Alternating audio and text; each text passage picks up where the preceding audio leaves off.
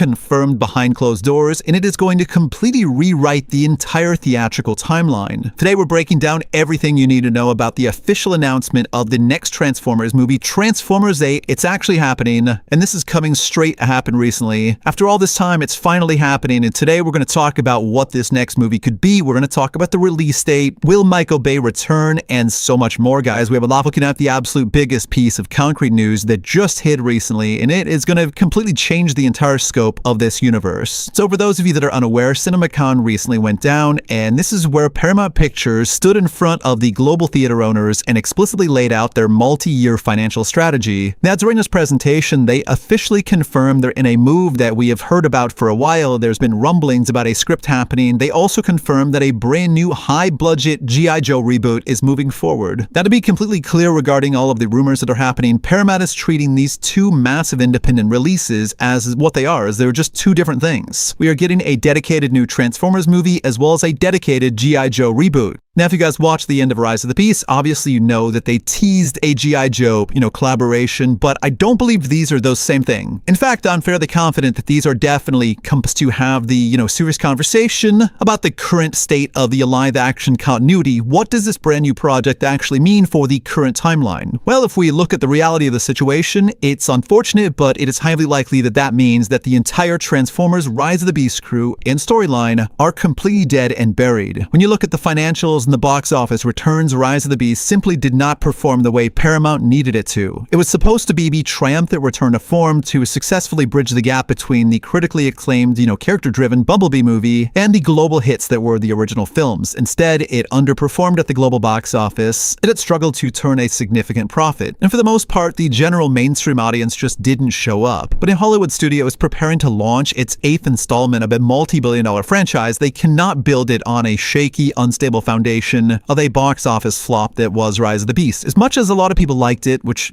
fair, it just didn't perform, and Paramount's not going to continue it. And if I were to give you guys my best guess, I would say that yes, Paramount is most likely going to completely cut their losses on that whole thing, and they're going to do a full top-to-bottom hard reboot of the live-action series. They desperately need a clean slate to win back the general audience, and the only way that they do that is to establish a brand new tone and introduce a completely fresh human cast that doesn't carry the baggage of the last three movies. If you want people to actually care about Optimus Prime again and Bumblebee and the rest of the Autobots, you have to start the story over from scratch and build the universe properly from the ground up. And if you're talking about executing a, explosive reboot of the Transformers franchise, there is one massive shadow that completely dominates the conversation. And no, we're not talking about the return of Shia LaBeouf and Megan Fox. We have to talk about the Michael Bay factor. For better or for worse, in my opinion, better, Michael Bay completely defined the visual identity of the live-action universe. He directed 5 movies that generated billions upon billions of dollars at the global box office, and his brand of the incredibly chaotic action entered for summer blockbuster movies in the late 2000s. I remember when I saw the first movie in theaters for the first time, I was like, dude, there's nothing better than this. This is so peak. Now, when Paramount moved away from Michael Bay to let Travis Knight direct Bumblebee, the critical reception from the hardcore fan base went up. That movie was pretty great, in my opinion. Now, The Rise of the Beast, however, the reception was pretty solid, but it wasn't something that was going to bring massive financial returns to the studio, and honestly, those returns completely plummeted. And not to mention, now that David Ellison owns Paramount, let's be real, Rise of the Beast just does not fit the tone and stuff that he wants, I'm sure. And I think at this point in time, a brand new Transformers movie without Michael Bay actively at the helm in some capacity is highly unlikely. Whether or not he will just act as a executive producer or a producer on the show, dictating the action sequences or,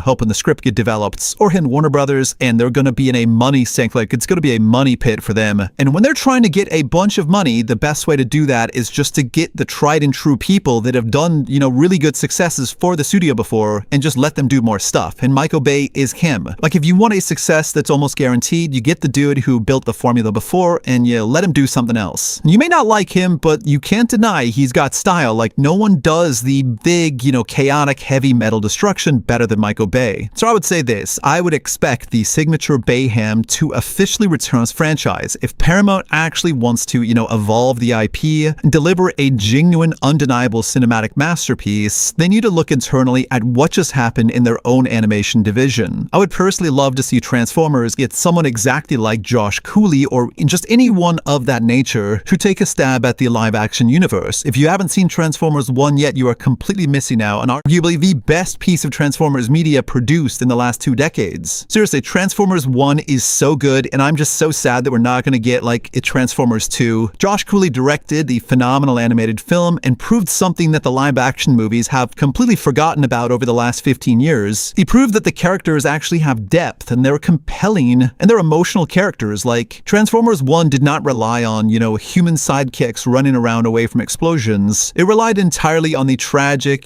complex brotherhood and ultimate betrayal between Optimus Prime and Megatron. Josh Cooley fundamentally understood the lore of Cybertron and Transformers in general. Now, I'm not saying that he's the guy, like obviously he is really good with animation, he's an expert at it, but in my opinion, if the executives are smart, they will hand the keys of the live-action kingdom to someone who gets it, and Josh Cooley does get it. Whether that's him, writing the script or just something. Obviously, animated is not always going to translate into live action and stuff like that, but still, you need somebody that has the creative vision to truly give it the respect it deserves. Like I said, regardless of who actually sits in the director's chair, there is one thing, in my opinion, this is a prerequisite, this is a requirement. If they wasn't of the audience. For the last 15 years, Paramount has relied heavily on the exact same, cinematic gimmick. They throw incredibly complex CGI robots on the screen, completely blow up a major global city or something like that, and they ignore the actual plot and character development. The general audience is entirely exhausted in that formula, in my opinion. I think that you guys can agree as well. People are not stupid. They do not need to just be spoon-fed stuff. Sure, if you have Transformers on the screen, you got Optimus Prime,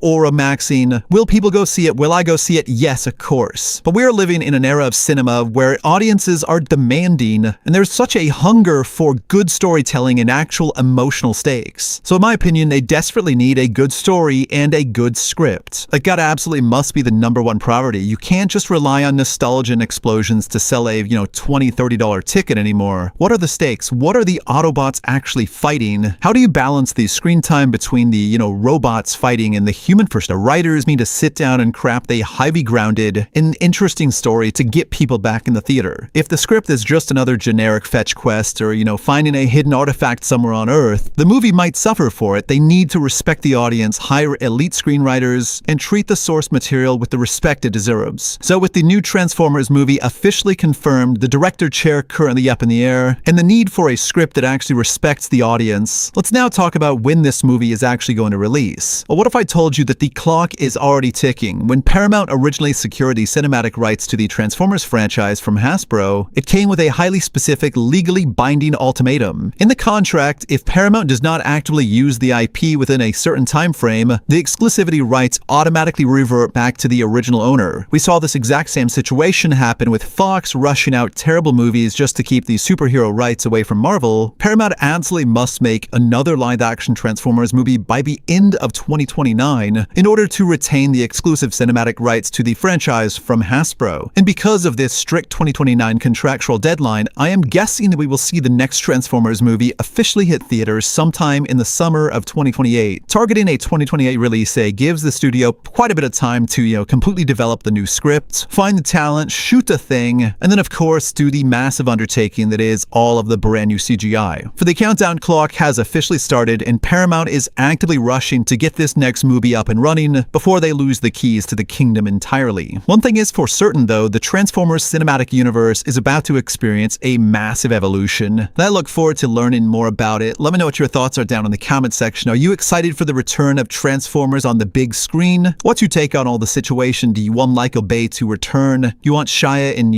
Megan Fox to return as well? Let me know down below. Hit the like button if you enjoyed. Subscribe with your notifications on. And until next time, this has been Wes, and I will talk to you guys in the next video.